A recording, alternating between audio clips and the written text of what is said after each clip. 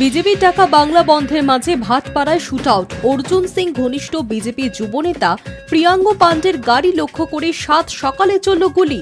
যদিও অল্পের জন্য রক্ষা পেয়েছেন তিনি, আহত হয়েছেন অন্য একজন বিজেপি কর্মী।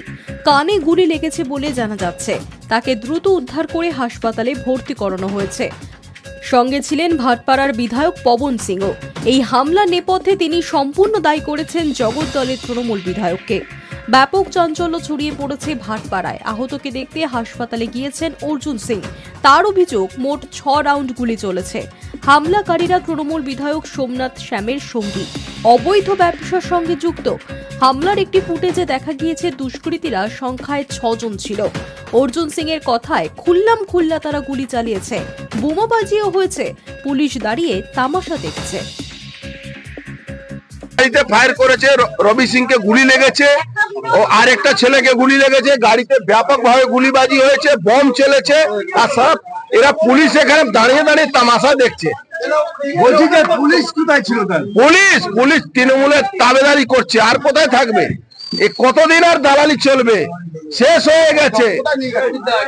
এখানে এখন ফার্স্ট এড করাচ্ছি, তারপর এখান থেকে নিয়ে যাবো আমরা।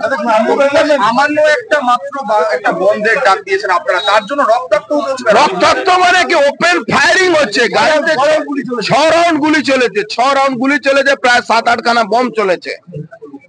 রবি সিংকে গুলি লেগেছে না বম লেগেছে বুঝাই যাচ্ছে না, অত রক্ত ঝরছে। হলো কজন ঘায়ল হয়েছে? বোমায় 2 জন উন্ডেড হয়েছে, একটা ড্রাইভার গুলি লেগেছে, এখান থেকে গুলি বেরিয়ে গেছে। দেখুন গাড়িতে রক্ত লেগে আছে।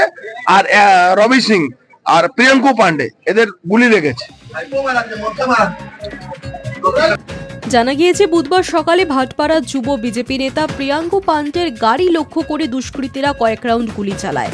বুলেট প্রুফ গাড়ি থাকায় তিনি বেঁচে যান। ঘটনাস্থলের কাছেই এক বিজেপি কর্মীর কানে গুলি লাগে। তিনি রক্তাক্ত অবস্থায় মাটিতে লুটিয়ে পড়ে। যদিও এই ঘটনায় তৃণমূল বিধায়ক সোমনাথ শ্যামের পাল্টা অভিযোগ, অর্জুন সিং এর কাজ নেই, তাই এই সব অভিযোগ করছেন। এর সঙ্গে তৃণমূলের কোনো যোগ নেই। Hi news network.